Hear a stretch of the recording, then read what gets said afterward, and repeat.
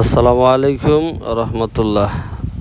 আজকে অষ্টধাতুর আংটি চুরি এর বিধান নিয়ে সংক্ষিপ্ত কিছু আলোচনা করার চেষ্টা করবেন ইনশাআল্লাহ। আশা করি আপনারা উপকৃত হবেন। গ্রামের ঘাট বাজার কিংবা শহরের ফুটপাত, রেল, লঞ্চ, বাসে এক ধরনের ফেরিওয়ালা দেখা যায়। বগলে ব্যাগ একখানা, ব্যাগ থেকে হঠাৎ বের করে ধরে পোড়া লাল রঙের চওড়া চুড়ি, আঙ্গুলের আংটি, নাম তার তামা। তবে আংটির মধ্যে রয়েছে অষ্টধাতু, অর্থাৎ 8 রকম ভিন্ন ভিন্ন ধাতু দিয়ে গড়া এই আংটি।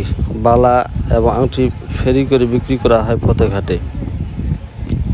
সরাসরি মুখে মুখে বা ট্যাপ রেকর্ডারের মাধ্যমে বলা হয় অষ্টধাতুর আংটিতে এ রোগ সে রোগ সারবে, অনেক রোগ বলায় দূর হবে চিরতরে, বাসা বাঁধবে না সেখানে, সে শরীরে কোনো ধরনের অসুখ, যে কোনো রোগ সারানোর উদ্দেশ্যে নিয়তে ব্যবহার করা যাবে এ বালা। 8টি ধাতুর মিশ্রণ তো কম নয়। ফেরি করে যে বালাটা বিক্রি হয় বলা হয় তা তামার বালা। তামার বালা এটা সেটা নানা রোগ দূর হয়। হাতে পরে নিলে ওই বালা আর রোগ ঢুকবে না কখনো শরীরে, বিশেষ কয়েকটি রোগ এমনই বলা হয়। আমাদের শরীরে জটিল কয়েকটি রোগ ব্যাধি সারাবার দাওয়াই হিসেবে বালা বা আংটি বিক্রি করা হয়। অনেকের ধারণা ধাতু আমাদের শরীরে নানা রোগের উপকার হয়, তাই তারা ধাতব আংটি বা চেন ব্যবহার করে। অনেকে বাত রোগ থেকে রেহাই পাওয়ার জন্য তামার আংটি ব্যবহার করে থাকেন। আবার এগুলি বিক্রি সময় এমনও বলা হয় যে 1 সপ্তাহ, 15 দিন, 21 দিন, 1 মাসের মধ্যে ফল পাওয়া যাবে, উপকার হবে, বিফলে মূল্য ফেরত, সুতরাং লোকসান নাই। ইসলামী দৃষ্টিকোণ থেকে অষ্টধাতুর বিধান। অষ্টধাতু একত্রে মিশে যে নতুন একটি ধাতু বানানো হয় তাই হলো অষ্টধাতু।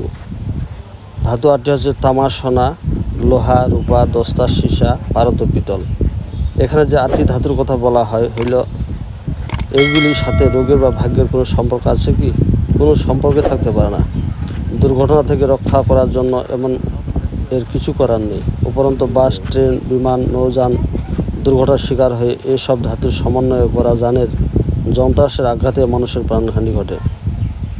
আর অসুখ বিসুখ ডাক্তারের পরামর্শ মতো ওষুধ খেলেই আল্লাহ ইচ্ছামতো রোগ সারে, অন্য কিছু তো নয়।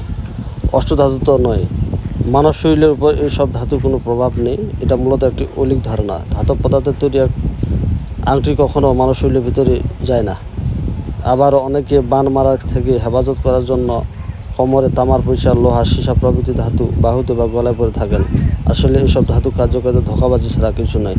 ইসলামী শরীয়তের দৃষ্টিকোণ থেকে তামার আংটি পরা সম্পূর্ণ কুফরি এবং শিরকি আকীদা।